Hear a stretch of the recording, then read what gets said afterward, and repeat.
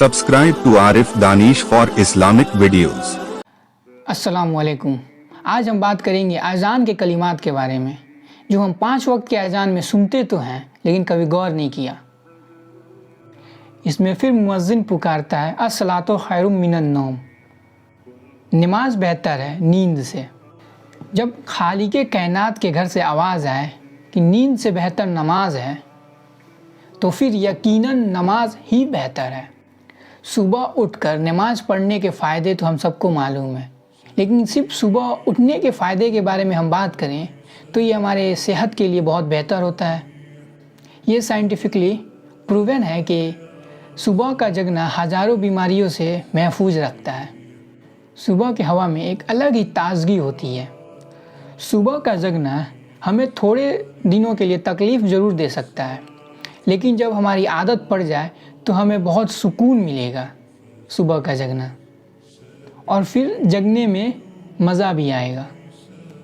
जब सुबह फजर के वक्त जगने में तकलीफ़ हो तो ये याद ज़रूर कर लेना कि ये अल्लाह का हुक्म है, और जिस हवा में तुम सांस ले रहे हो वो भी अल्लाह के हुक्म की पाबंद है, और कोई ये नहीं जानता कि आज किसकी आखिरी अजान या नमाज है।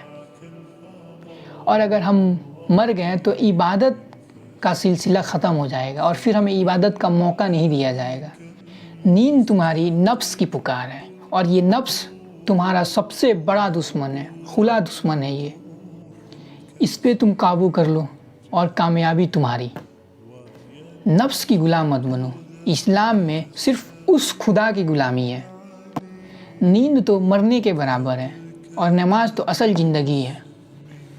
नमाज के पाबंद बनो, नमाज कभी मत छोड़ो, क्योंकि एक ऐसी नमाज जो तुम्हारी मुंतज़िर है, जिसमें तुम शामिल तो होगे लेकिन तुम उसे अदा नहीं कर पाओगे, और कोई नहीं जानता कि वह वक्त कब आएगा, और फिर उसके बाद कोई नमाज कोई नेकी नहीं कर पाओगे।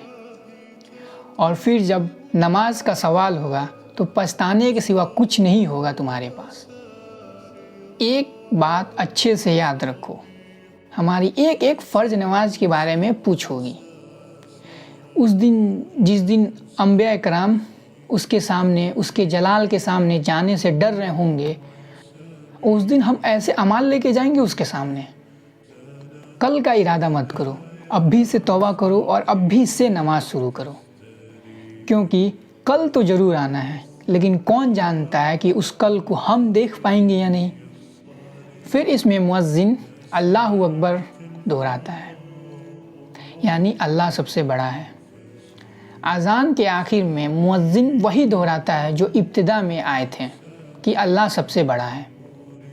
यानी अब कोई माने या ना माने, अल्लाह की बड़ाई वही होगी।